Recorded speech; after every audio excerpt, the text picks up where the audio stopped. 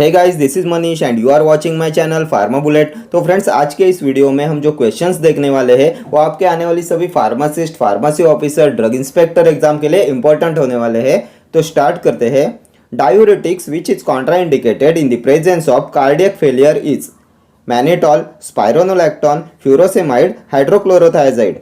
Diuretics which is contraindicated in the presence of cardiac failure.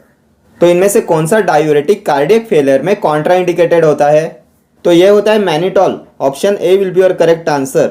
Mannitol is contraindicated in the presence of cardiac failure because mannitol आता है osmotic diuretic में and bye osmotic action ये intravascular compartment को expand कराता है जिससे cardiac load increase होता है, इसलिए ये कॉन्ट्राइंडिकेटेड होता है इन कार्डियक फेलियर। ठीक है। देन ये स्पाइरोनोलैक्टोन होता है पोटेशियम स्पेरिंग डायूरेटिक और ये स्टेरॉयडल डायूरेटिक होता है spironolactone and spironolactone is a competitive antagonist of aldosterone. Then furosemide आता है लूप डायूरेटिक्स में, ये ओटोटॉक्सिसिटी डिफनेस कॉज कराता है and loop diuretics loop of Henle पे एक्ट करते हैं। ठीक है। हाइड्रोक्लोरोथायाजाइड आता है थायाजाइड डायूरेटिक्स में and hydrochlorothiazide contains sulfa moiety within its chemical structure. Previous year exam में पूछा हुआ क्वेश्चन है which diuretic contains sulfa moiety within its chemical structure. तो ये होता है हाइड्रोक्लोरोथायाजाइड। देन अभी आप मुझे बताएंगे most useful diuretic in the treatment of recurrent calcium stones कौन सा होता है? Most useful diuretic in the treatment of recurrent calcium stones. तो ये भी होता है hydrochlorothiazide because hydrochlorothiazide reduces calcium excretion in urine, इसलिए इसे यूज करते हैं in the treatment of recurrent calcium stones. ठीक है। Next question, which one of the following is not a protease inhibitor? Nelfinavir, saquinavir, एबेकाविर, ritonavir. इनमें से कौन सा नहीं है proteases inhibitor? Not a protease inhibitor. तो प्रोटीज इनहिबिटर्स कौन से होते हैं? तो नेल्फिनाविर, सेक्विनाविर, रिटोनाविर, लोपिनाविर, इंडिनाविर, ये सभी है protease inhibitors. So option C हो जाएगा आपका correct answer. Abacavir is not a protease inhibitor. Abacavir आता है न्यूक्लियोसाइड रिवर्स ट्रांसक्रिप्टेज इनहिबिटर्स में। अबेकाविर, डिडानोसाइन, साइटाराबिन, जिडोवुडिन, स्टाइवुडिन, ये सभी है nucleoside reverse transcriptase inhibitors. Then अभी आप मुझे बताएंगे non nucleoside reverse transcriptase inhibitors कौन से है? Non nucleoside reverse transcriptase inhibitor, तो इसमें आते हैं इफाविरेंस, नेविरापिन एंड डिलावर्डिन। ठीक है। देन एक होता है न्यूक्लियोटाइड रिवर्स ट्रांसक्रिप्टेज इनहिबिटर, इसमें आता है टेनिफोविर। ठीक है। देन और एक क्वेश्चन हमने डिस्कस किया था, CCR5 इनहिबिटर्स कौन सा है? CCR5 केमोकाइन रिसेप्टर इनहिबिटर, तो ये होता है मैराविरॉक। ठीक है। Next question, RWC used to identify the strength of RWC Rideal Walker coefficient. तो किसके लिए होता है RWC रीडल वॉकर कोएफिशिएंट? तो ये होता है to identify the strength of antiseptic. Option C will be your correct answer. Antiseptic की स्ट्रेंथ को आइडेंटिफाई करने के लिए होता है रीडल वॉकर कोएफिशिएंट। ठीक है।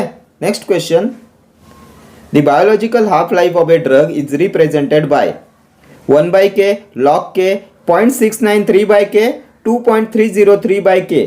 The biological half-life of a drug is represented by, and the correct answer of this question is 0.693/k. ठीक है। नेक्स्ट क्वेश्चन,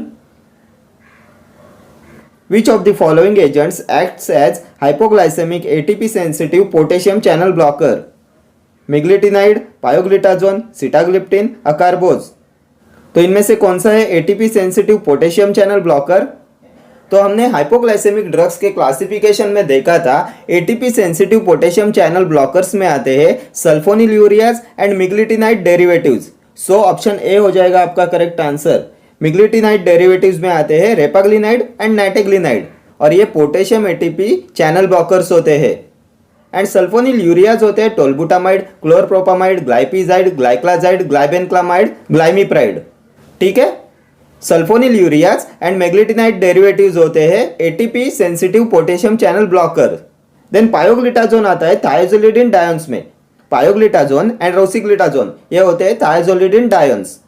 सिटाग्लिप्टिन, विडाग्लिप्टिन, एलोग्लिप्टिन, सक्साग्लिप्टिन ये होते हैं DPP4 इनहिबिटर्स। ठीक है। अकारबोज, मिग्लिटोल, ओग्लिबोज ये आते हैं अल्फा ग्लूकोसाइडेज इनहिबिटर्स में। ठीक है। Next question, which of the following drugs is used in acute attacks of gout? Colchicine, probenecid, sulfinpyrazone, allopurinol. Drug used in acute attacks of gout. तो एक्यूट गाउट में यूज करते हैं NSAIDs का, colchicine का and corticosteroids का। सो option A हो जाएगा आपका करेक्ट आंसर। एक्यूट गाउट में यूज करते हैं colchicine, non steroidal anti inflammatory drug and corticosteroids का।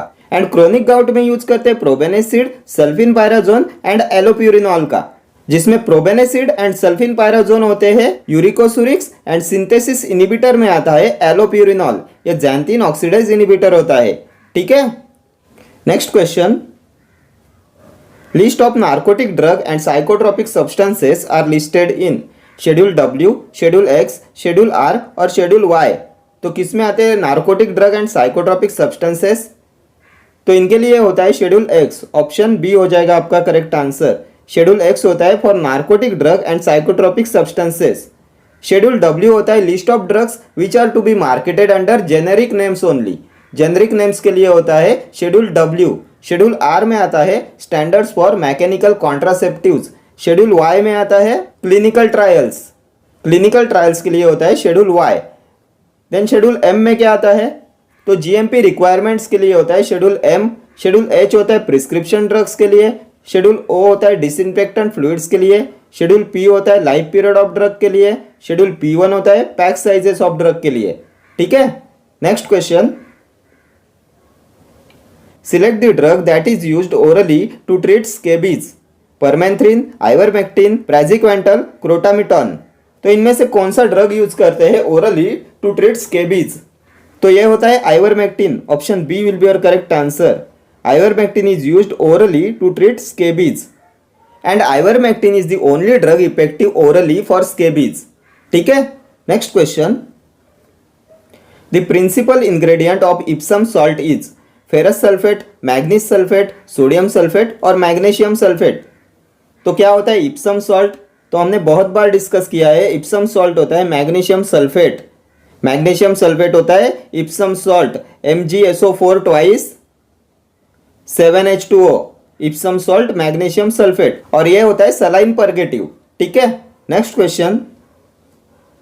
The drug of choice for acute necrotizing ulcerative gingivitis is emetine, diloxanide furoate, metronidazole, nitazoxanide. तो इनमें से कौन सा है drug of choice for acute necrotizing ulcerative gingivitis? Acute necrotizing ulcerative gingivitis, क्या होगा इसका ड्रग ऑफ चॉइस? तो ये होता है मेट्रोनिडाजोल, ऑप्शन सी हो जाएगा आपका करेक्ट आंसर। मेट्रोनिडाजोल होता है drug of choice for acute necrotizing ulcerative gingivitis. Metronidazole and tinidazole ये दोनों होते हैं drug of choice for acute necrotizing ulcerative gingivitis में। And it is also called trench mouth. Trench mouth होता है acute necrotizing ulcerative gingivitis.